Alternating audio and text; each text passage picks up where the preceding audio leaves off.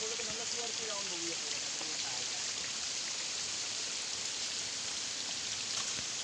वरती वरती भांडवतात तुम्ही